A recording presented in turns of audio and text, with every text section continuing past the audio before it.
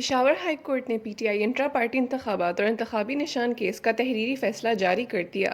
انہوں نے مختصر تحریری فیصلہ جاری کیا ہے۔ فیصلہ جسٹس ارشد علی نے تحریر کیا ہے، جس میں کہا گیا ہے کہ پی ٹی آئی کا سرٹیفکیٹ ویب سائٹ پر جاری کیا جائے۔ تحریری فیصلے میں لکھا گیا ہے کہ پی ٹی آئی انتخابی نشان کی بھی حقدار ہے۔ تفصیلی فیصلہ مزید وجوہات اور وضاحت کے ساتھ بعد میں جاری کیا جائے گا۔ دوسری جانب جسٹس پاکستان قاضی فائز عیسیٰ نے پی ٹی آئی کو بلے کے نشان سے متعلق الیکشن کمیشن کی درخواست پر سماعت کے دوران ریمارکس میں کہا ہے کہ P T I intra party انتخابات کا سرٹیفکیٹ دکھا دے، بات ختم۔ چیف جسٹس پاکستان قاضی فائز عیسیٰ کی سربراہی میں 3 رکنی بینچ سماعت کر رہا ہے۔ جسٹس محمد علی مظہر اور جسٹس مسرت ہلالی بینچ میں شامل ہیں۔ سماعت کے آغاز میں پی ٹی آئی کے وکیل حامد خان نے کہا کہ مرکزی کیس میں علی ظفر وکیل تھے، وہیں اس کیس میں دلائل دیں گے، جس پر چیف جسٹس قاضی فائز عیسیٰ نے کہا کہ جو بھی دلائل دینا چاہے، ہمیں مسئلہ نہیں۔